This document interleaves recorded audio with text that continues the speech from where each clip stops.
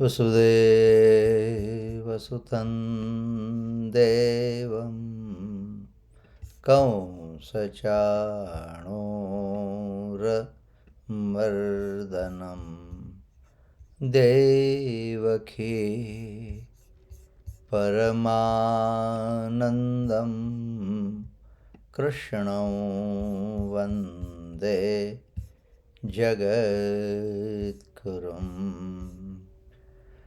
Chapter 2 and verse 58 continue.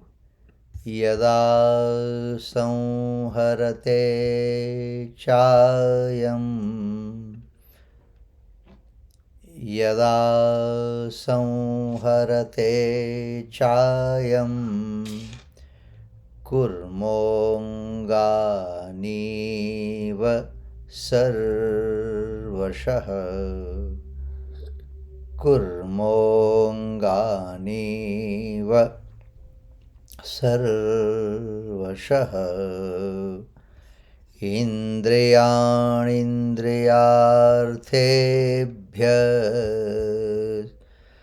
indriyarthebhyas tasya pragna pratisthita tasya pragna pratisthita. Yada samharde chayam. It tells, this particular verse is very important and tells about, in fact gives an example of tortoise. When like a tortoise withdrawing its limbs from all sides, he detaches completely his senses from sense objects. His wisdom is stable. So, we have started understanding this with different interpretation or the explanation from different scholar. Okay. Of course, our main reference book is Sadhak Sanjeevani from Ram Sukdas ji, but I try to get something else also, since this is one of the most important verses of Gita. So in that perspective, Dr. Purna Prasad, he emphasizes that, it's he is writing something, or his explanation is from the practical point of view.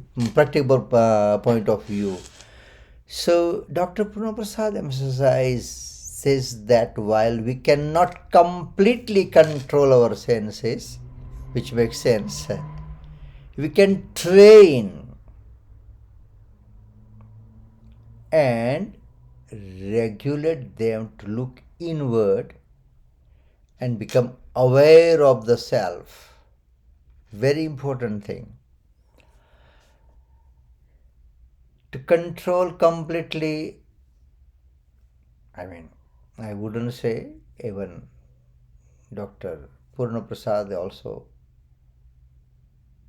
doesn't say like that, but it's but difficult, it's but challenging. So if we can't do that, at least try to train and regulate them to inward and become aware of self. It's very easy to criticize fasting, and is by just mere fasting will help you, will really take you to God. That's all secondary, but it develops the discipline, and that has a big role in one's life That is important. That we must not forget. And that's also when the objects or the pleasures are in front of you, and yet you will not enjoy that, or you voluntarily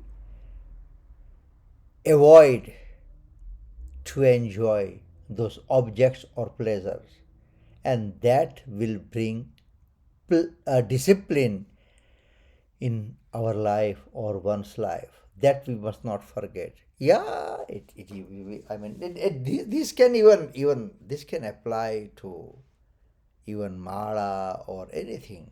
Yeah, we don't have to be hypocrite. No, no, no, no. When I'm doing mala, I'm totally concentrated. No, not necessary. Not necessary. We are trying. We have started walking on this path. And yes, we'll reach one day, if not today, tomorrow. If not in this life, next life. That is important. We must keep that in mind. Then we won't be disappointed. Otherwise, there are always people to put you down. They'll say, ah man, you saying you doing 10 mala. You say I'm observing fast. But your mind, yeah. For an example, now the Nirjala Ekadasi will be coming and you don't have the water. So you don't have to be hypocrite that no, no, no, but I don't get thirsty. No, be honest. Be honest. But I want to discipline myself.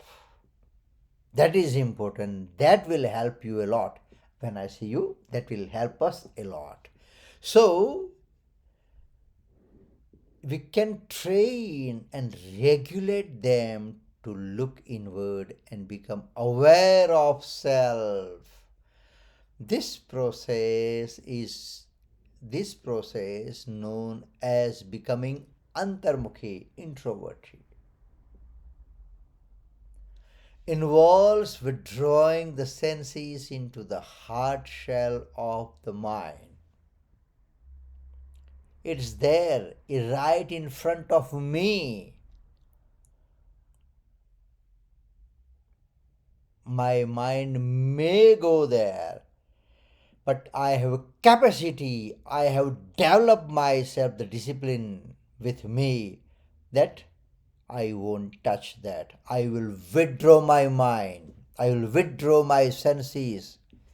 That is important. So, again, we don't have to be disappointed. This inward focus helps in achieving self awareness and spiritual growth. Good statement. This inward focus helps in achieving self awareness and spiritual growth. Our ultimate goal is journey towards Almighty, merging Jeev to the Shiv. Yes, now it's a journey, but one day it will be transferred in destination. Yeah, it is journey now. Yes, it is journey. But one day we'll reach the destination. The sense organs as windows and doors to the outside world.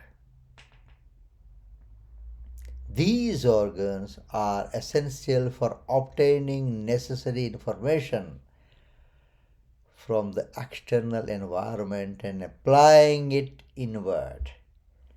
I mean, look, I in last maybe few months or year, I did not give this example. I'll try to make this statement but easy for you. What it says, the sense organs as windows and doors to the outside world. These organs are essential for obtaining necessary information from the external environment and applying it inward. We took rose, flower, from our garden, and we are sitting in our prayer room, in our diva room, and we thought, yeah, now it's spring and we are getting good roses, all the marigold, or you can name anything.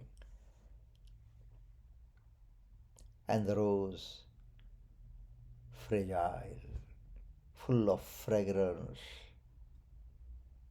beautiful color, right?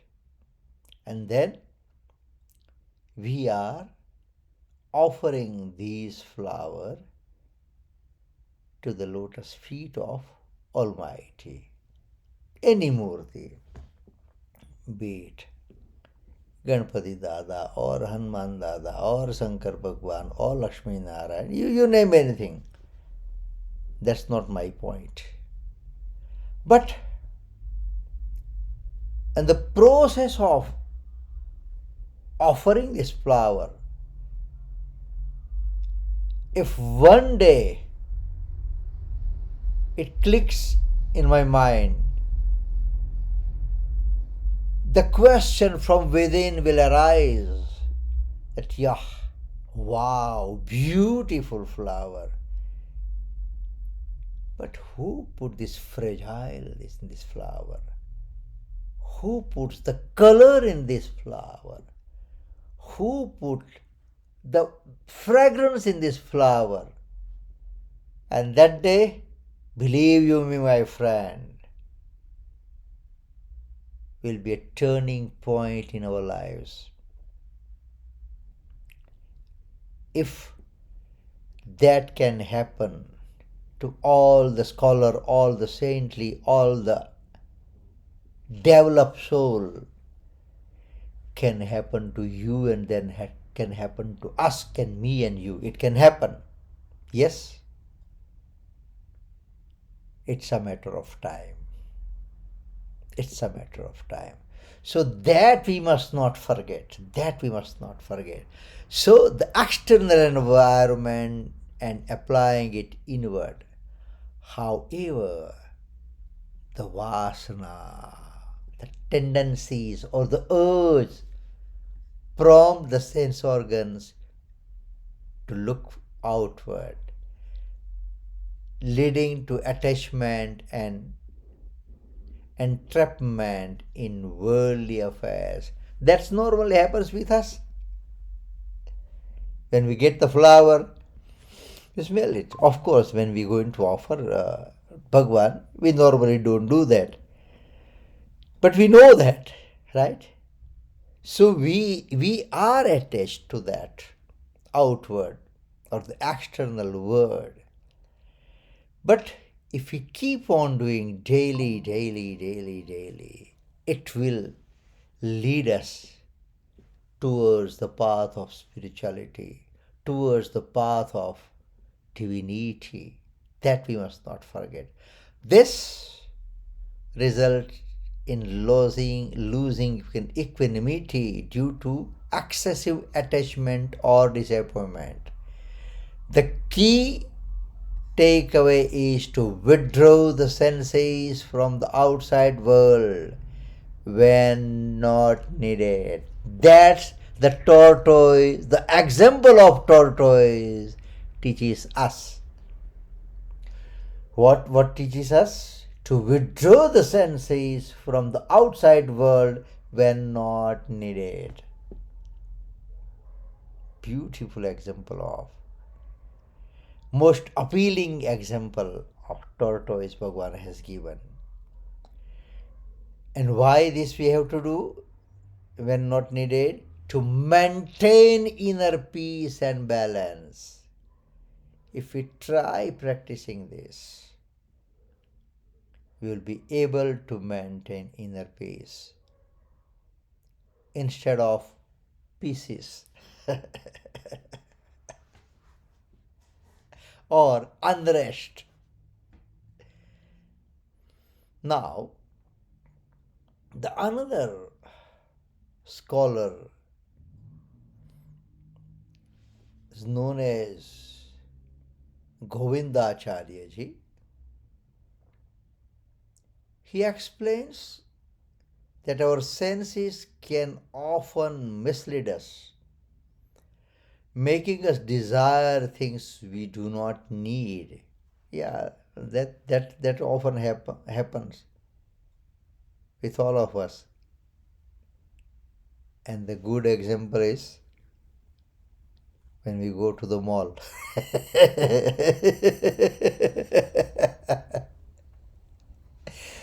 If not 50%, 20%, but what we don't need, we buy. I don't blame you. It's our weak point, all of us. Special marshal lewa de. But I like this color. We may not get it again. And then it's collecting dust in the shelving. But it happens. So, making us desire things we do not need. By turning our senses inward, we can change our perspective and recognize the divinity present everywhere. This inward focus helps us see the world for what it truly is, realizing that we cannot change the world but can change our perception of it. Yeah, we can't change the mall. We can't stop people putting that or in the window dressing or displaying them. And we can't stop ourselves going mall, but we can always change our perception. At least by asking a question before buying anything. Do I really need it?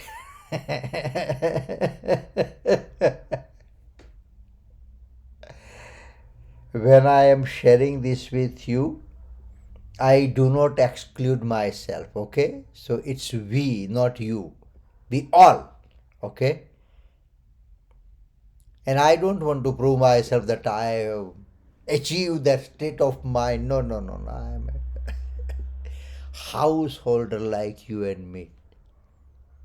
And that's why I always tell that I am not a teacher, not a preacher, and on the light note, not a cheater. So, change your perception of it. A person who trains their senses to look inward becomes steady and wise.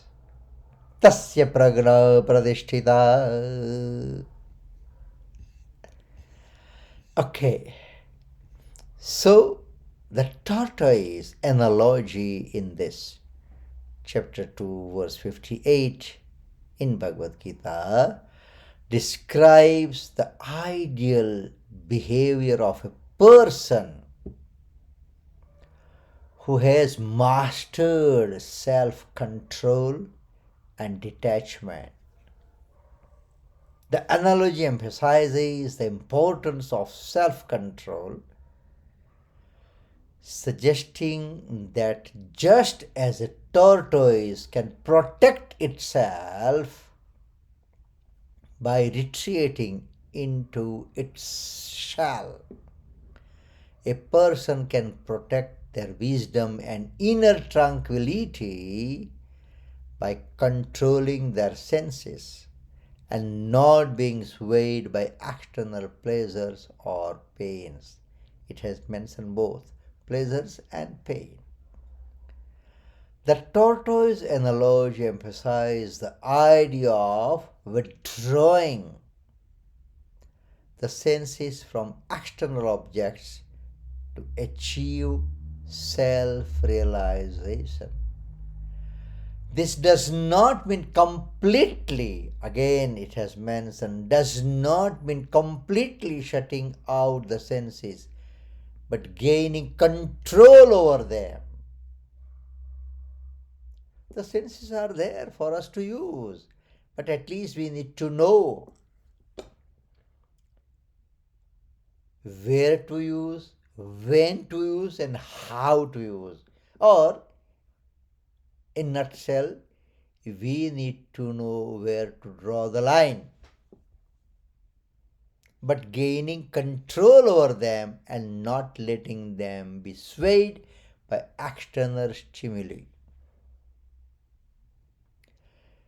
The goal is to achieve inner peace and stability by not being a slave to desire. Yeah, we are a slave to desire.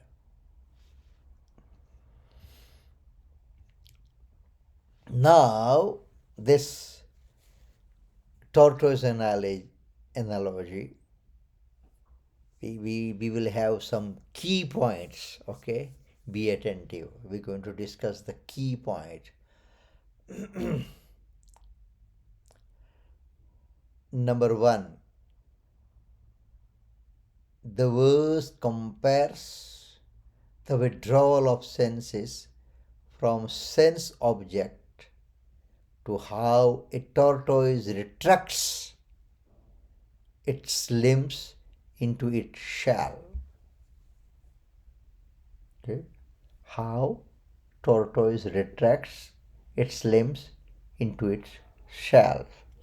And for us, the senses. Okay? Next, just as a tortoise can draw in its limbs at will for protection, a wise person should be able to withdraw their senses from external stimuli. So we need to learn this lesson from the example of tortoise, and however we can put in practice, you must try putting this in practice. Next, this ability to control the senses is presented as a sign of someone who is firmly established in wisdom. Prajna, sthita prajna. Next, the analogy emphasizes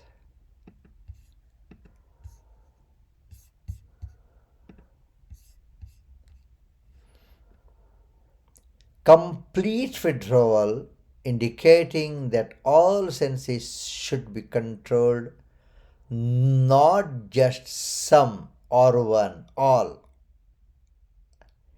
All senses should be controlled. Next, this sensory control is described as voluntary and purposeful, like how a tortoise can retract and extend its limbs as needed. Okay, it's like okay, jacket, okay, or the shawl. Right now we are almost in the winter, right? So we carry the jacket, okay? When we don't need, take it out. Or the shawl, okay? And the moment we feel, oh man, it's chill, okay? Put it on. Like how a tortoise can retract and extend its limbs as needed. So, basically, as and when needed. Okay, as and when needed.